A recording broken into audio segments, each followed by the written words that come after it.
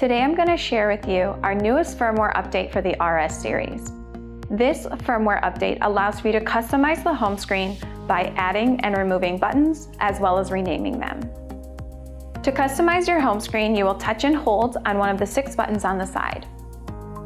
You will hold onto it until the customization menu appears.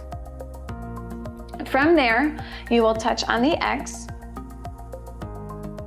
and we'll come to the side where you can select a new source, as well as you can add a gadget here. Today I'm going to rename my source. So here I'm going to select HDMI 1, and you can see that HDMI 1 is now in the top left-hand corner. If I want to change that name, I tap on the text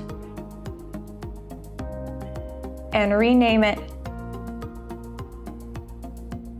and select OK. When I'm all done customizing the home screen, I will select the house at the bottom, and you can now see that I've customized the home screen to my needs.